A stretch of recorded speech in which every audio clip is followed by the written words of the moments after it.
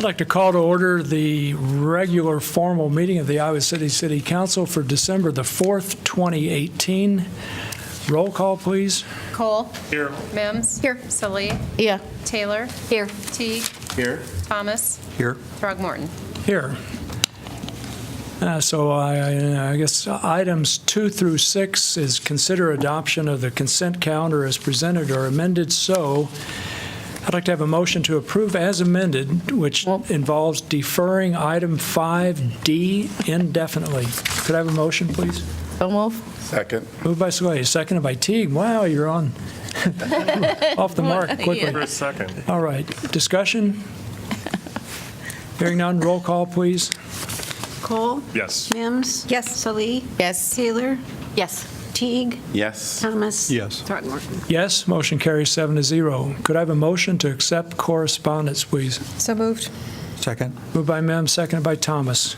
All in favor say aye. Aye. Opposed? Motion carries. Item 7, community comment.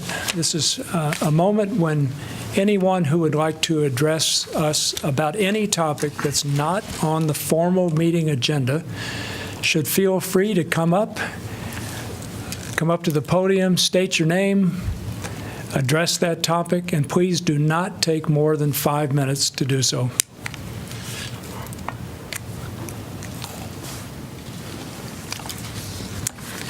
Hello, Good evening. I'm Allison Janes, Iowa City resident, and I'm going to bring up the matter of the control of the deer population once again. We have a few representatives here from Iowa City Deer Friends, and I just wanted to ask again, since we've heard silence from the council, if there's anything more that we needed to provide to you that would maybe get a response in terms of moving forward with non-lethal methods of deer population control, i.e. sterilization. We provided a lot of information, an entire correspondence, many pages of information, and we're willing to do the work. We have several people here, but we have a lot more people that don't show up to these meetings because they're not able to. We're just more of the face of it. And so we're hoping to hear something from you so that we can get a yes, move forward with making a larger plan so that we can provide that to you for consideration, or a no, that we're going to go ahead with different means of population control. Jeff, have we reached out to the state in terms of determining the details about whether we can do sharpshooting or can do bow and arrow, or must do bow and arrow or anything like that that pertains to this topic? We are going to be on the December agenda, and I don't have a specific date, but I'd be happy to get it to you, the December agenda for the state board that would license us for sharpshooting. So we've applied for a sharpshooting authorization or permit. We should hear in December whether that's granted or not. Okay, let me also say that in parallel, we can also be working to make a plan for the non-lethal means of population control from our side that we can present to you for consideration for maybe a future implementation, in addition to, if you're definitely settled on the sharpshooting to control the population this season, maybe for the future we can provide that to you.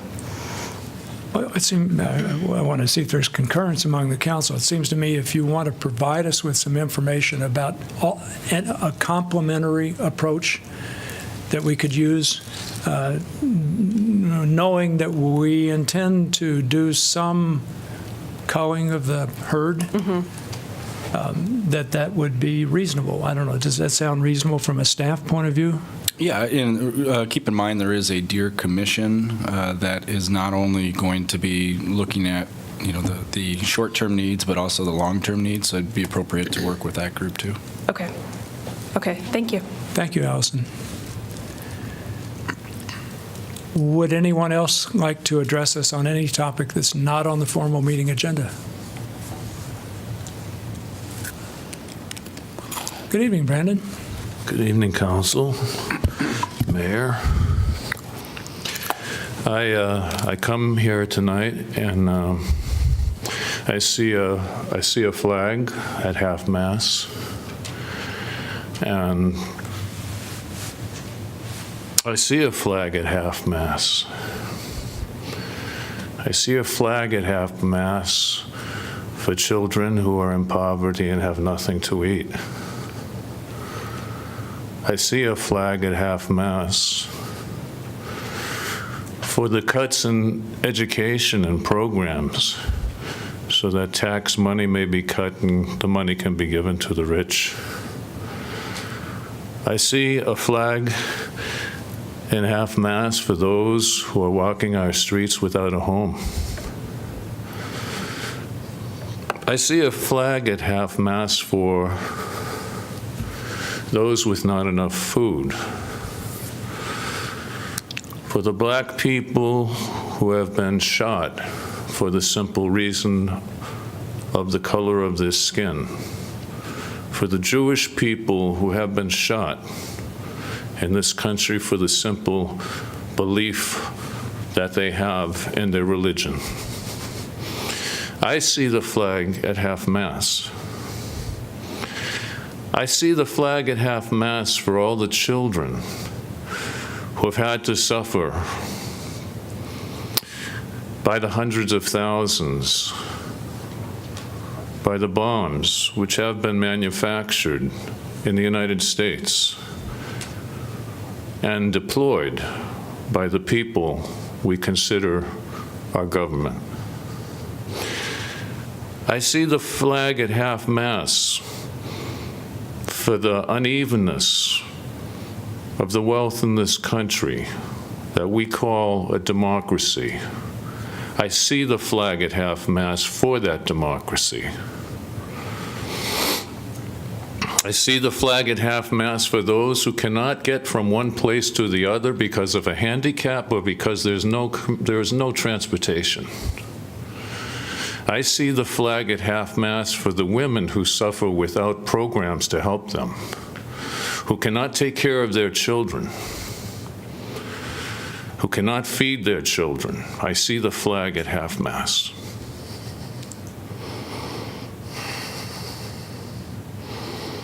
I see the flag at half-mast for all the language that is said about how great a country and a community can be,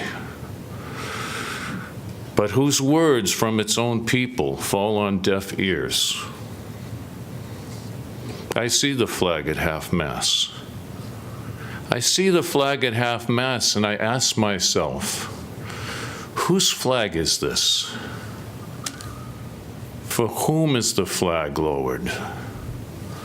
I see the flag at half-mast for all of us in this time.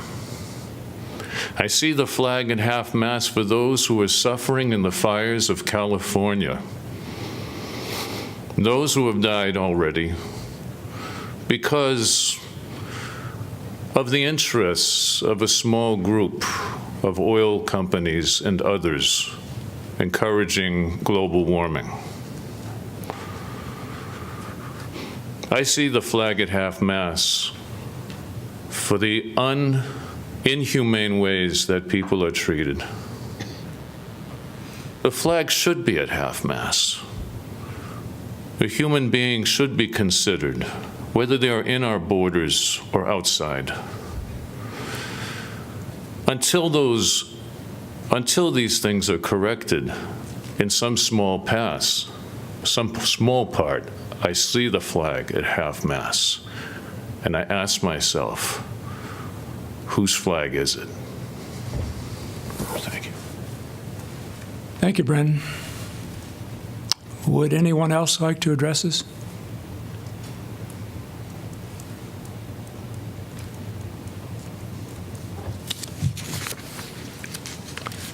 All right, seeing no one else, we'll move to item 8, planning and zoning matters. Item 8A, Behavioral Health Urgent Care Center rezoning. This is an ordinance conditionally rezoning approximately 5.82 acres of property located at 1914 South Gilbert Street, 1805 Waterfront Drive, 260, 306, and 346 Southgate Avenue from intensive commercial CI1 to neighborhood public P1. This is second consideration, but the applicant has requested expedited action. I move that the rule requiring the ordinances must be considered and voted on for passage at 2 council meetings prior to the meeting at which it is to be finally passed be suspended, that the second consideration and vote be waived, and that the ordinance be voted on for final passage at this time. Second. Moved by Mims, seconded by Taylor. Discussion? Seeing none, roll call, please. Mims? Yes. Salee? Yes. Taylor? Yes. Teague? Yes. Thomas? Yes. Throgmorton? Yes. Cole. Yes. Motion carries 7-0. Move final approval at this time. Second. Moved by Mims, seconded by Taylor. Discussion? I would just say there's going to be a lot of people that are really happy to get this piece done, the rezoning for the Access Center, and condensing this tonight will allow the county to go ahead with the originally planned closing date of December 14th. They will take possession of the land as soon as the weather works for them. They will start putting fill in so that construction can start next spring or summer. Terrific. Anyone else? I'm very excited that we're moving ahead on this for all the reasons that have been discussed previously, but some of you may not know. Several of us have gone to San Antonio and seen the Restoration Center, Haven of Hope, the use of crisis intervention training down there that really enables people to receive the kinds of services they need immediately when they're in crisis for whatever reason, and to do so in a way that helps them get back on their feet, so to speak. So I'm really pleased to collaborate with the county, with the university, with Shelter House, with a whole range of other entities to move ahead on this. Coralville too, right? They're on Coralville is board, right? contributing money as well. Yeah. Okay, anyone else? Along with that, Jim, I'd like to thank all those folks you listed, including Susan. She's been on the planning stages for planning this. It seems like it's been forever, and finally coming to fruition, and it's going to be wonderful. A Absolutely. lot more planning to do, too. Still more planning. Yeah. And there is low barrier shelters Yes. associated with this as well, so excellent. Yeah, give us a permanent location for that, which will be great. Yes. Yeah. So, yeah. Roll call, please. I'm sorry, Oh, just, sorry. did anybody from the audience want to address this or not? I just asked, okay. I saw Chrissy, so, sorry. Salee? Yes. Taylor? Yes. Teague? Yes. Thomas? Yes. Throgmorton? Yes. Cole? Yes. Mims? Yes. Motion carries 7-0. Could I have a motion to accept correspondence, please? So moved. Second? Moved by Thomas, seconded by Mims. All in favor, say aye. Aye. Aye. Opposed? Motion carries. Item 8B, rezoning at 4643 Herbert Hoover Highway. This is an ordinance conditionally rezoning approximately 5.49 acres of property located at 4643 Herbert Hoover Highway from interim development, multifamily residential, IDRM, to medium-density multifamily residential, RM20, and low-density multifamily residential, RM12. This is second consideration, but the applicant has requested expedited action. I move that the rule requiring the ordinances must be considered and voted on for passage at 2 council meetings prior to the meeting at which it is to be finally passed be suspended, and that the second consideration and vote be waived, and that the ordinance be voted on for final passage at this time. Second. Moved by Mims, seconded by Taylor. Discussion. Jeff, I wonder if someone could explain why the applicant's requesting. There is an Iowa Finance Authority deadline for Phase 2 of the project, which has been talked about as the senior housing portion of it. They need to have that rezoning done before the first of the year in order to have the application considered complete. Thanks. Any council discussion? Seeing none, roll call, please. Oh, well, I should ask. Just remember. Would anybody like to address this topic? All right, seeing no one, roll call, please. Taylor? Yes. Teague? Yes. Thomas? Throgmorton? Yes. Cole? Yes. Mims? Yes. Salee? Yes. Motion carries 6-1. Could I have a motion to pass and adopt, please? So moved. Second. Moved by Mims, second by Cole. Discussion. I would just like to briefly mention one thing. One of the things I'm really thrilled with is something that we're not seeing. I think what the city of Iowa City is saying is yes in my backyard, and I think that's terrific. There's not a lot of low-income housing in the northeast part of our community. This is going to be additional several units that are going to be part of that. And I'm just really thrilled that we seem to have reached as much as we can in a city like Iowa City, where we like to disagree and dialogue from time to time, that we seem to have widespread community support. So I'm really thrilled that we don't have a lot of people speaking up against this, and that this is going to be an important step forward to improve affordable housing throughout the community. Anyone else? I love that it's moving to that part of town, because we don't, it's been developed over the years, but this is a great project moving to that part of town. Yep. Okey-doke. Roll call, please. Teague, Yes. Thomas, No. Throgmorton, Yes? Cole, Yes. Mims. Yes. Salee. Yes. Taylor. Yes. Motion carries 6-1. Could I have a motion to accept correspondence, please? So moved. Second. Moved by Mims, seconded by Saleh. All in favor, say aye. Aye. Opposed? Motion carries. Item 8C, zoning code amendment related to transfer of development rights for historic properties.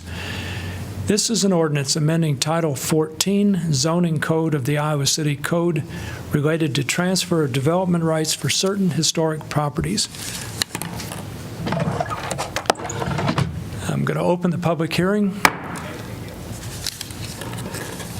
Would anyone like to address this topic, please?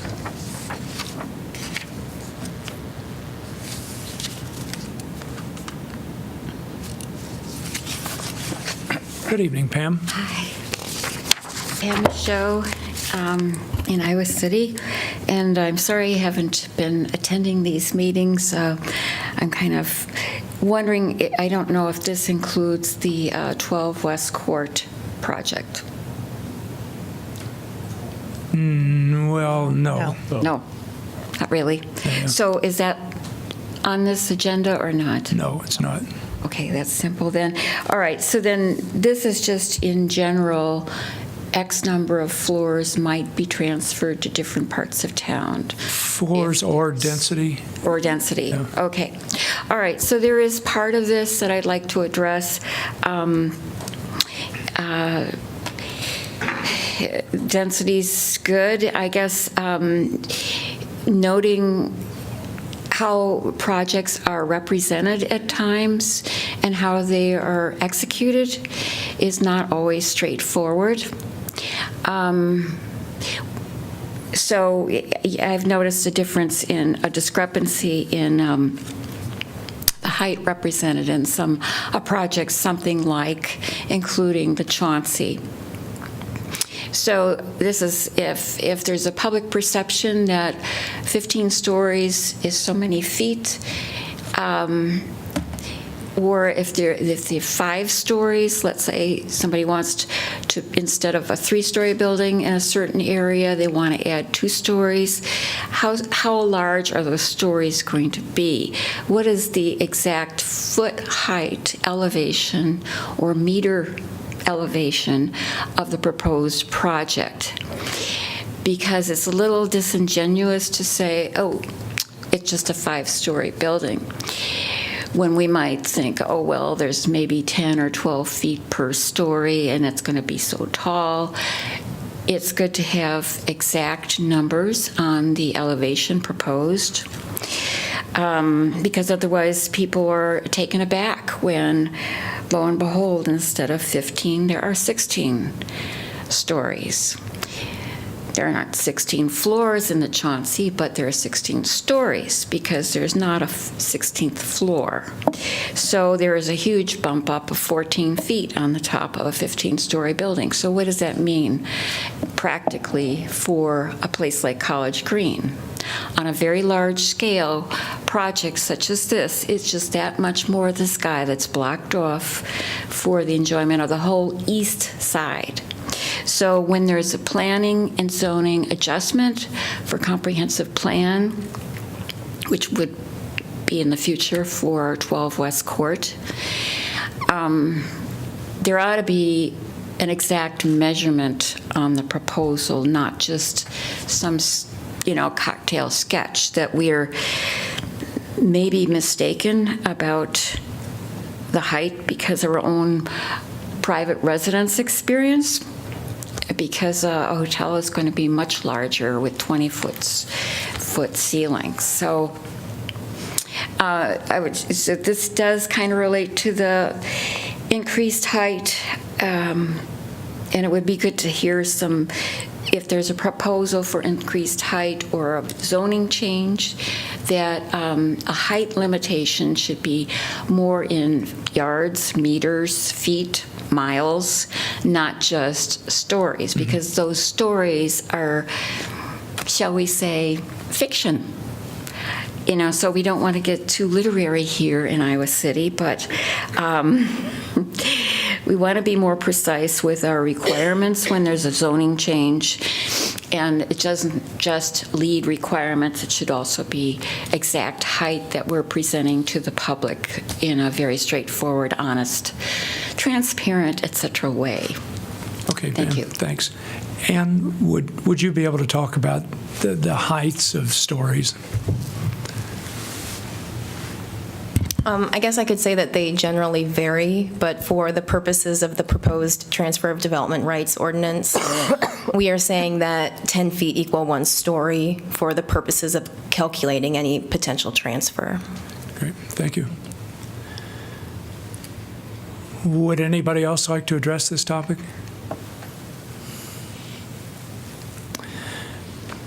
Okay, seeing no one else, I want to remind you that the Planning and Zoning Commission recommended approval. So I need to ask you if you are inclined to vote in accordance with the Commission's recommendation to approve the ordinance. If not, we would continue the public hearing to allow the Commission with an opportunity to consult about it. So, point of clarification, I guess, here. We had extensive discussion about this at our last meeting. And my personal sense was that we should not move ahead. I don't know what the rest of you think in terms of voting, but if we decide not to move ahead, then we would need to consult with the Commission or offer to consult with the Commission. But we could also use this as a moment to reflect on maybe a couple or 3 suggestions or whatever we have about what the staff could do, because you didn't. There's no paperwork mentioning what the developer had to say, is there, or did I overlook it? No, there's not. So a quick update. The owner of the property on Clinton that prompted us to go down this path has verbally agreed to extend the deadline that we set for the end of January to June or July.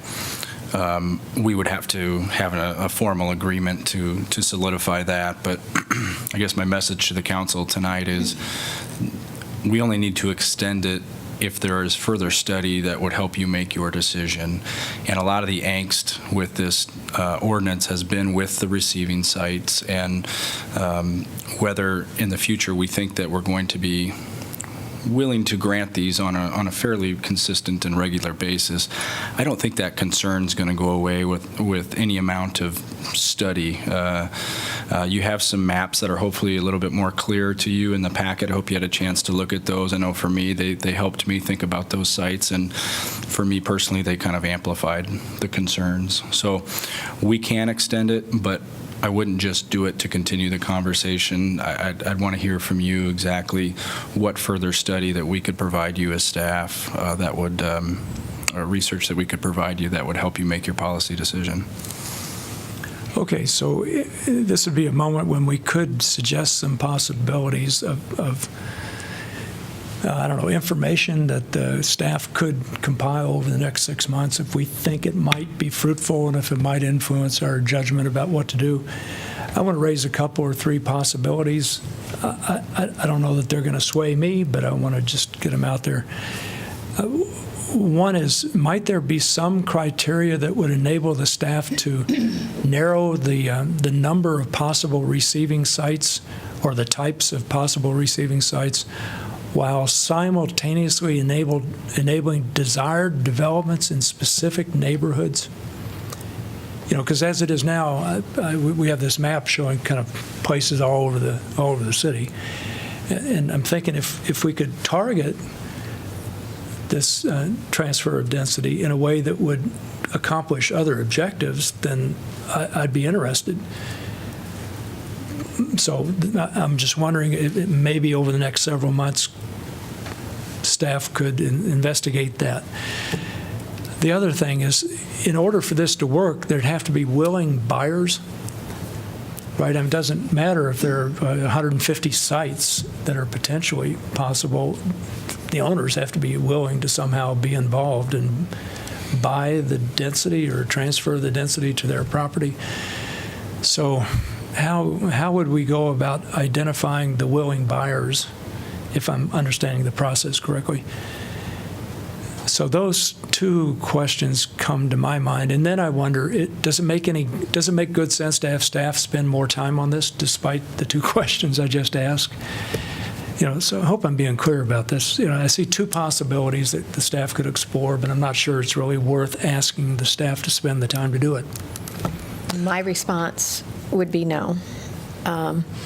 Number one, I want to say I really appreciate the staff's time and effort in this, because I can't imagine how many hours you guys spent in trying to pull this stuff together and give us, what we had asked to have to consider based on that property owner's request. But for me, and I got a sense that at least some other counselors and maybe everybody kind of agreed with this last time, this is an incredibly complex situation and program to put into place. I think it's going to be very complex for people to understand, and with that complexity is also going to be a considerable amount of uncertainty as to whether the transfer of development rights would even be allowed, since every single one of those applications would come back to the City Council. When I looked at the maps, and again, thank you very much for the more detailed maps. I don't know how much time that took, but it really helped me a lot. I would concur with Jeff's comments. It just raised my level of concern even more, because as I looked at so many of those, I could just kind of envision neighbors in those areas saying, wait a minute, it's already dense enough here. We don't need or want more density. What's that going to do to parking? All other kinds of things. And then immediately that is coming back to a council. Now, 5 years, 10 years, 20 years from now, to have to make decisions on those. We started with the premise of trying to solve a problem or make it easier to address preservation of historic property. My concern in trying to address that issue, which I think is a real issue, and how do we find ways to incentivize it and make it happen, I think we're coming up with a solution that is going to cause more problems than what we're trying to solve. And so my position at this point would be to vote against it if we were to vote tonight. So. I guess I was sort of a solitary voice before in terms of wanting to move forward with it, so I would hopefully try to persuade and get some votes to that position. Susan's absolutely right. It is an incredibly complex issue, but as I see it, it does come down to council does have control both over the landmarking process and making a historic district, so there would be that public feedback at that stage. And you're right, there would be essentially potential controversies on the back end for deciding where the receiving sites are. But I think the underlying concern of all of this is us somehow losing control over unintended density in places that we don't necessarily want. And so to me, we have that level of control through the landmark process in terms of, I would hope that through that discussion, if there was a developer wanting to landmark, that there would be a related discussion of where you'd want to use that density in terms of the receiving site. I know that wouldn't happen in all those cases, like for example with Tate Arms, they're still looking where they can actually send that. But I think we have that level of control both at the sending site and the receiving site. The second thing is, it's not as if, although we don't want to do tweaks all the time, that we can't make some additional modifications over the next 2, 3, 4, 5 years, whoever's on the council at that time. Final point would be, I don't think there's any chance at all of ever getting historic preservation downtown unless there's some sort of quid pro quo for the district to be able to get some of the value out for the historic designation. I just bring that up in terms of I don't think that's going to be able to happen. And so if we ever do get to that point, it would be nice to tell that district that, hey, if you do get this historic designation, you'll be able to transfer some of that value in terms of other parts of the downtown. So I would like to see us moving through. It did go through planning and zoning. I believe the Historic Preservation Commission, were they unanimous? No, I think the answer is no, but I don't recall. It passed them. So at least two different bodies that have expertise in that area. And I'm always reluctant. Of course, we'll hear from the planning and zoning if I don't persuade people. But I'm reluctant to overturn their judgment unless I think there's a clear reason to depart from their careful consideration. So I'll be a yes. a yes for what in particular? For approving the For motion? approving it as is, yes. Okay. Anyone else? I'm willing to also give my support to it. And in part, I understand that in the big macro picture, this thing seems very unwieldy and problematic. At the same time, I'm looking at the immediate issues that we're facing, which are the preservation of the property on Clinton, and then there's another property on Bloomington, both of which seem to me in the staff's presentation, at least the Clinton, and I think it would apply to Bloomington, the amount of transfer that we're talking about is a very modest amount. Unless I misunderstood something, and staff could correct me on this, but it seemed to me that in those sorts of situations, the process would not be as complex because the amount of transfer is not that great. And so I would want, we're so pleased with the preservation of Tate Arms. That was one property. I'm willing to approve this so that at least one property at a time in those conditions where it would apply and be a workable remedy can move forward. And other issues or other strategies may be necessary to complement this. But I do think if we save at a minimum one or two properties, I think it's worthwhile moving forward. Other discussion? I think the theory of this up front is really good as far as like the historic preservation piece. I think it would be great to have in the toolkit something that developers would want to reserve and make some properties historic, except I think on the back end, as Susan has mentioned, there's so much uncertainty. Right now, in our work session earlier, there's master plans, form-based codes, Capitol Street height bonuses, and all this other stuff that sometimes I think counselors may want to get away from and not, abide by legislatively what's been written in directives for the council to take on. So for me, this is something that I don't think on the back end is good. It's going to cause a lot of distress, I believe, for some individuals if they want to place a property someplace where the council doesn't agree. And so I would not vote for this. Anyone else?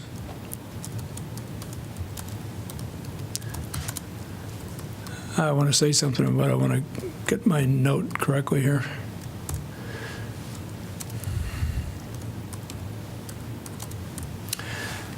Okay. Ann, could you come up, please? Thank you. I want to make sure I'm correct in stating something.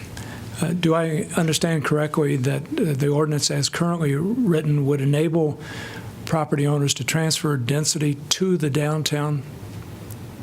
Yes. Yes, and do I understand correctly that if an historic preservation district is created in the downtown, owners would be able to transfer density from the downtown? If they were contributing properties in the Yeah. district. Yeah, so thank you. That's, I just wanted to Okay. make sure I knew about that. Okay, well, that makes no sense, to have the downtown both be a receiving and a sending area. So there's something just pretty wacky with that.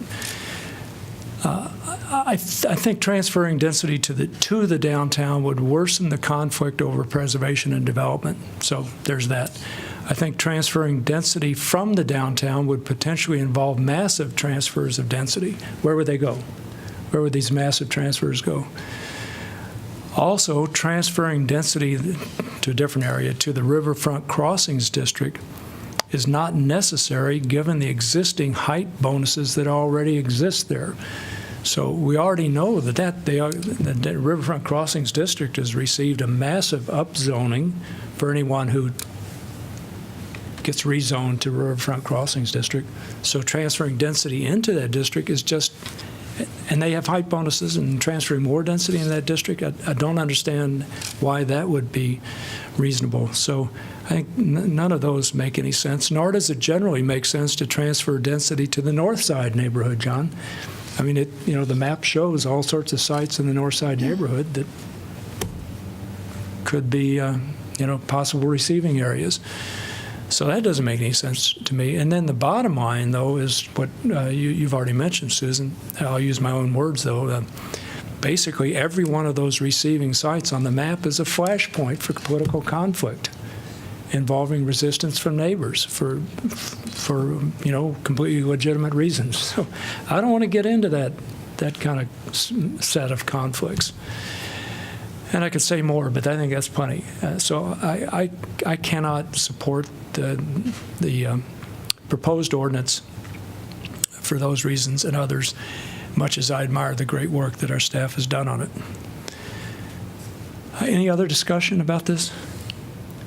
Well, I think we have to hear from Pauline and Mazahir to know what our numbers are. Yeah, we do. I was just trying to scroll through because you'd asked about the Historic Preservation Commission. Looks like they did vote unanimously in favor. Planning and Zoning Commission. Well, wait, and sorry. both, yeah. But both the Planning, Zoning, and Historic Preservation still had concerns. So I don't understand voting in favor if you have concerns. And as I do, I have some concerns about it too, and don't really understand the necessity of it. And mostly on the part of the receiving units, as has already been mentioned. We don't want to get in the middle of that battle in the neighborhood. So I would probably not be in favor of it.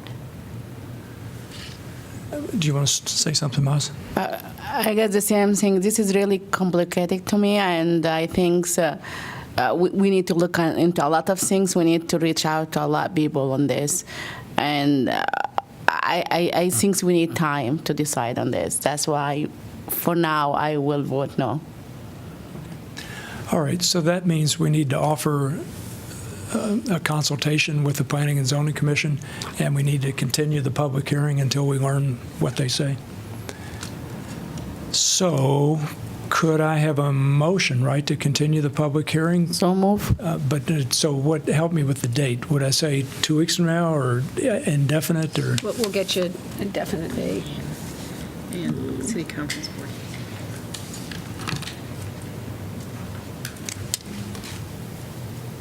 Well, probably the 18th. It's just, I think if we can fit the when does Planning and Zoning meet next?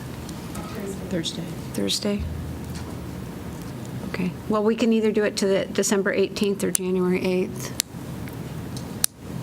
If we keep it on the 18th, we could possibly do it at the work session. That's short notice on Yeah. P&Z. If they can't do it, we'll just defer it again. Yeah, Makes okay. sense. So the motion would be to defer the public hearing until the 18th of December and to offer a consult. Move. Second. Moved by Soleil, second by Mims. All in favor, say aye. Aye. Opposed? Motion carries. All right, item 9, council compensation.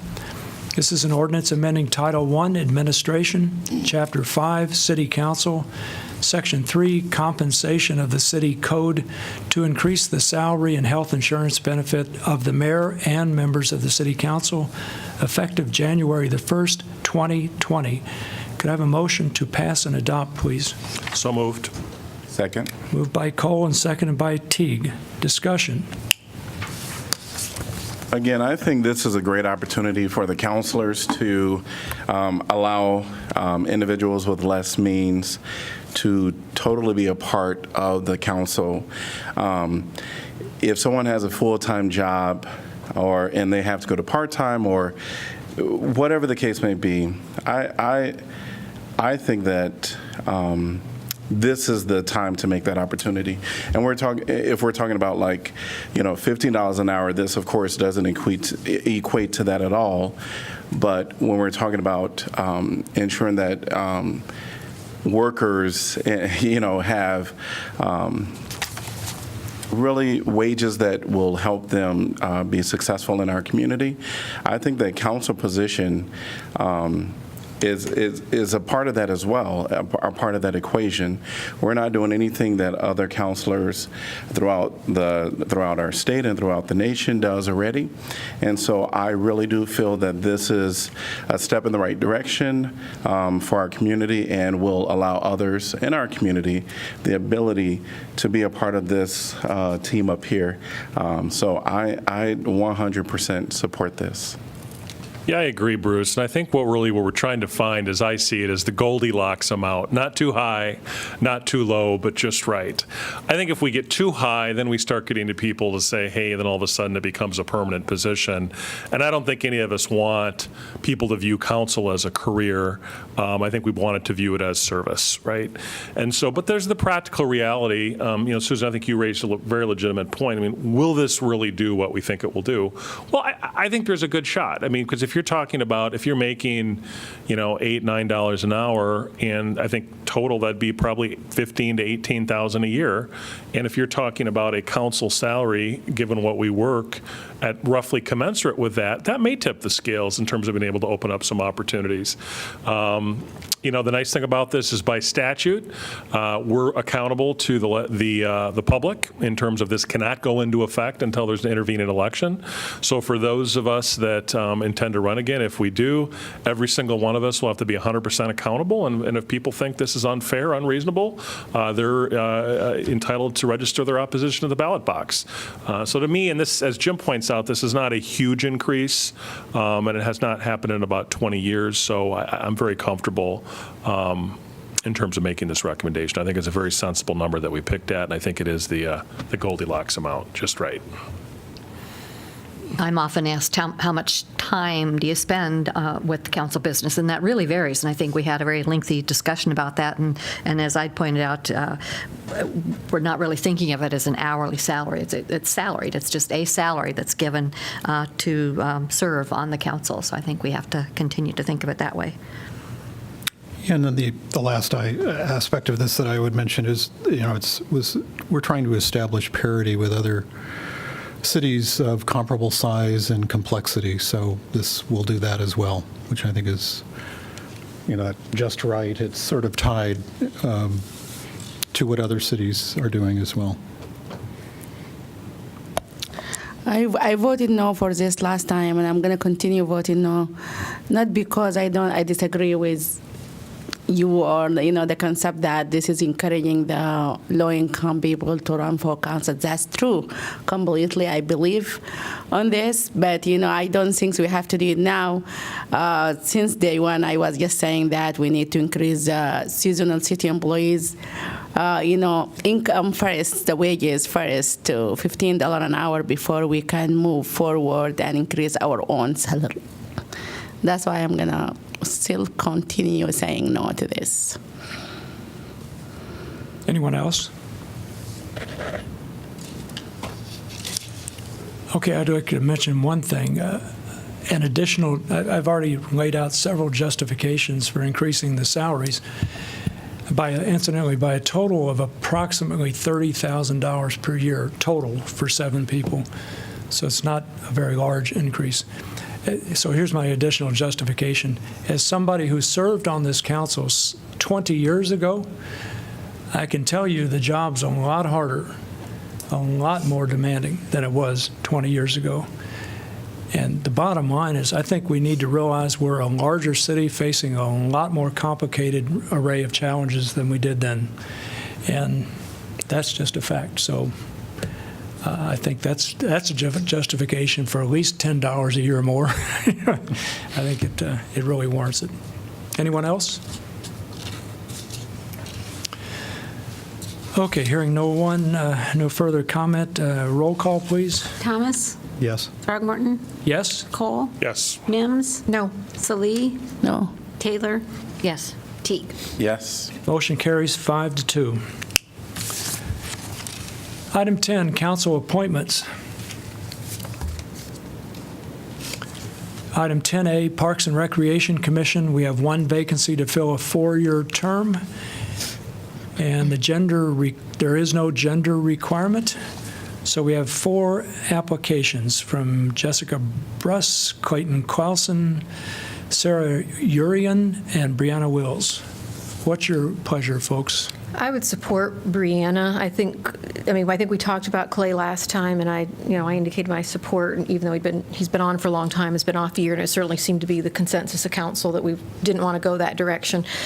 So given that, I think when I look at the other 3, I think Brianna shows maybe the longest and most distinctive involvement with the parks and visiting all the parks and studying all the parks in helping her neighborhood develop a park in that neighborhood. So I think shows through that her interest and love of and compassion and care about the parks in Iowa City. So I would support Brianna.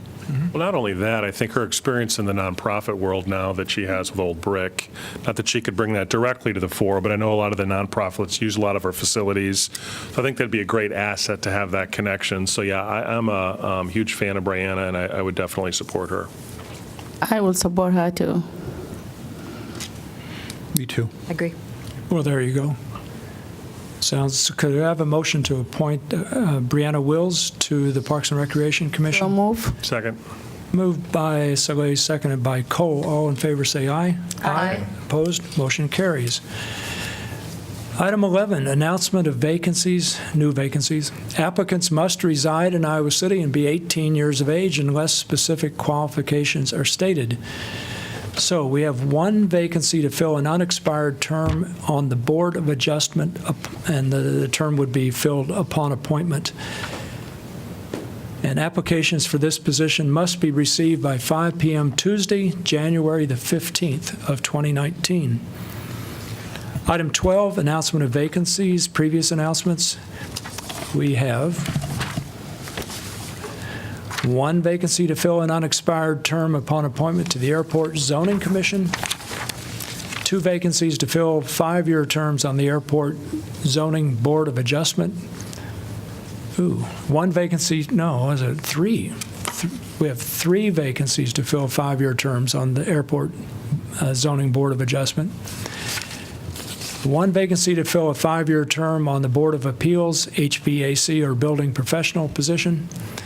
One vacancy to fill a 3-year term on the Historic Preservation Commission for the East College Street District. 1 vacancy to fill a 3-year term on the Historic Preservation Commission for the Jefferson Street District. And 1 vacancy to fill a 3-year term on the Telecommunications Commission. These vacancies will remain open until filled. Item 13, community comment. Anybody who wants to address the topic, go on. Hi, Gustav. Hi. Gustav Stewart, student liaison. All I'm going to say is if you know of any student that is looking for a ride to the airport, UISG is facilitating a shuttle service from the campus to the Cedar Rapids Airport. Yeah, pretty much it. Thank you. Great. And when does that start? I believe it is the Friday of finals week, but it's around then. Is it just for the holiday break or what? Yes, just for the holiday break, and I believe we did it for Thanksgiving break, and I think we plan on doing it for the spring break period as well. Okay, Yep. Great. Thank you. Thanks, Gustav. Okay, item 14, City Council information.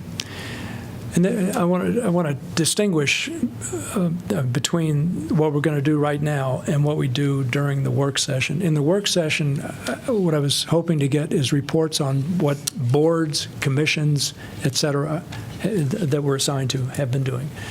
For this, it's just about pending work session topics, upcoming community events, council invitations, what you've done, meeting schedule, stuff like that. So let's start with Rockne and move to the right. Just a few different things in terms of various events going on in the community. There is an annual, my daughter just started trumpet in 5th grade, so I'm much more into brass and interested in those issues. There is an annual holiday tuba concert at the University of Iowa Old Capitol Museum. The UI Tuba and Euphonium Ensemble will be bringing seasonal music and cheer to the University of Iowa. It takes place Friday, December 7th from 12:30 to 1 p.m. on the steps of the Old Capitol Museum. That sounds like a lot of fun to me, so I might actually go to that. There's also a 2018 Holiday Market. The Holiday Market will take place from 8 a.m. to 1 p.m. on Saturday, December 8th at Robert A. Recreation Center, 220 South Gilbert Street. The market will be held in the Recreation Center's first floor gymnasium and second floor social hall. Farmers market vendors will make homemade, homecraft, and seasonal goods.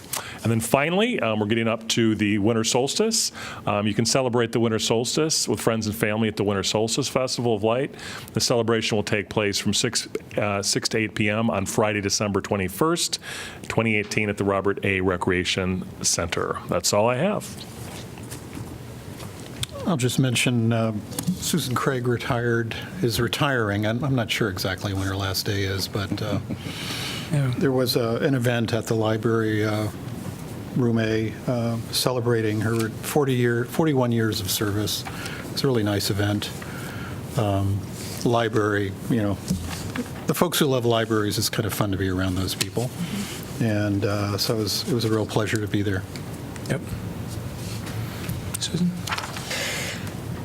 Just, we're coming up on a major break in our community. We have the summer when all the students leave, and we have this next month or so when the town kind of empties out. And so I would just wish everybody safe travels, especially in this winter weather. Hope their planes, trains, cars, whatever mode of transportation you're using, get there safely and don't get delayed by terrible winter weather. So just hope everybody enjoys the break, the holidays, and comes back invigorated for their second semester for those who are on the academic calendar. And, and hopefully things will slow down a little bit for us over that time, too, and we'll come back and hit budget season. Oh, thanks. Pauline? Just to echo on John's comments about the retirement reception for Susan Craig, it really was a nice event. It really very well attended. It was great to see Marianne Carr was there, and it was good to see her smiling face again and to chat with her and catch up with what she's been doing in her retirement. And a lot of the comments made by people about Susan were just spot on for what she's done for our literary community. So it was a really nice event. Jim and I think it was in the late packet, the listing post summary, attended that out at Weber Elementary. That was very nice and pretty well attended. Good comments from the folks. In the past week, I've attended 2 events that are related to university dealings. The SEIU, the union that represents the healthcare workers, presented their contract to the union or to the hospital, and also then there was a Save the Labor Center Summit the other day regarding the Labor Center. And I know we're not in the business to tell university how to do their business, and they don't tell us how to do ours. But how the university chooses to handle both these situations will ultimately affect members of our community, and we should pay close attention to how each of those play out. So. Yep. On the 30th of November, there was the reading of names from sunrise at 6:45 a.m. until 4:40 p.m. And I was very fortunate to be a part of that day where we read the names of individuals that have passed away from HIV/AIDS. And it really did humanize all of these individuals by reading their names. And they had a quilt that was dedicated to that was made by, I'm not sure if it was actually made by IC Red committee members or from, yes. Come on up.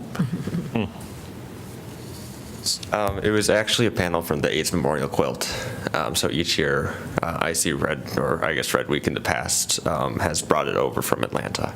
Thank you. Austin, state your name again, please. Oh, hi, I'm Austin Wu. Do I should I put my address down or? No. Okay. So that was, it was actually a very emotional day. Just to be out there, being a part of that. On December 1st, after the rain stopped, I took my two nieces downtown and we got on the trolley, and that was fun. We actually sang about 3 carols, which I think they only wanted to do 1, but we had a singing group on our trolley, so that was fun. I'll bet you did. And then my nieces are 9 and 11. 11 and 13. So I took them over to sit on Santa's lap, but that did not happen. So we did go in the film scene and look at Santa, but they're like, we are too big to do that. So it was a fun weekend with them walking around downtown Iowa City. Even went to see all of the bears, which was in the Hilton Garden Inn, the teddy bears, and that room was beautiful. It was decorated very nicely with all the teddy bears that was there. A few things that will be coming up will be the choir, and this is the LGBT community. On the 15th of December, they're going to be having a concert, and that's going to be at 7:30 p.m. at Zion Lutheran Church. Other than that, there's a few things that I'm going to be going to. It's going to be Think Iowa. And that's going to be on the 11th, and that'll be a city luncheon with Think Iowa. Other than that, we have students that are getting ready to take finals, and I wish all of them the best during this time. I remember those days, but they're over. Good study. I really don't remember anything. I don't have anything, but no, on Thursday, I'm going to the breakfast dinner, something like that, with Little Village, because I being voted as best elected official with Stacy Walker, and we have I guess, breakfast dinner on the garden, and everybody invited. All right. Congratulations. Thanks. Is that it? You've been out of town, though. Where did you go? Yeah, I went to Sudan to bring my mother. She's sick, and she's here right now, yeah. Even though she don't like the cold, but I promise her only 1 month, and she can leave. Yeah. Well, welcome back. So I would like to wish all of our Jewish residents and friends a happy Hanukkah. I would also like to mention about the listening post, Pauline, that one of the things we heard was concerns expressed about the encroachment of CAFOs in the southern part of Johnson County and the potential health risks in Iowa City associated with CAFOs. And a CAFO is what it was, confined animal feed line operation. So then the health public health concern that was expressed has to do with airborne or waterborne spread of community MRSA, MRSA, which is a highly infectious bacteria, right? And Pauline knows a lot more about that than I do, but yeah, so they wanted us to be aware of their concerns and about how there's a new organization that's formed. Was it Save Our Iowa Land? I don't remember the exact name now. Anyhow, we did that. Like Bruce, I read names at the World AIDS Day. I went about noon, and they told me you'd already been there, that you were there like 7 o'clock or something like that in the morning. I thought, okay, good for you. I don't want to do it. Also, I'm sure some people would like to know that there's a supervisor candidate forum tomorrow night, which is Wednesday, December the 5th, right here in City Hall, starting at 7 o'clock, 7 p.m. I'm also going to be at Little Village's Breakfast of Champions on Thursday to accept an award on behalf of Iowa City, the city of Iowa City. That'll be fun. I'm going to participate in a Chamber Community Leadership Roundtable, which our fine city manager organized, on Friday the 7th over in the Coralville Library, right? Yeah. And let's see. The Convention and Visitors Bureau's annual awards luncheon will take place on December 11th, the 11th in the Graduate Hotel, so I'm going to participate in that as well. And let's see, you and I, Bruce, are going to meet with the university's Government Relations Committee on the 12th of December. Yes. Yeah, that'll be a fun thing to do. And I want to, this is the last thing I'm going to mention, I want to alert you to an opportunity and see if any of you are potentially interested in taking advantage of this opportunity, and that is the Mayor's Innovation Project is holding its winter meeting in Washington, D.C. on the 25th and 26th of January. So if you're interested, let me know. There's no registration for member cities, so people coming from member cities. So if you're interested and can do it, that'd be a pretty valuable thing to do. I think the topic, I don't have the list in front of me, but the topics that they're going to be discussing are spot on, so that'd be a good reason to do it. Okay, I think that's it for us. Jeff? Nothing. Ashley? No. Eleanor? Kelly? Just one clarification. Your summary for the listing post will be in this Thursday's info packet, so on the 6th. Okay, good deal. All right, I think that means we're pretty much done. Could I have a motion to adjourn to the work session, please? So moved. Second. Moved by Sully, seconded by Cole. All in favor say aye. Aye. Opposed? Motion carries. We are adjourned.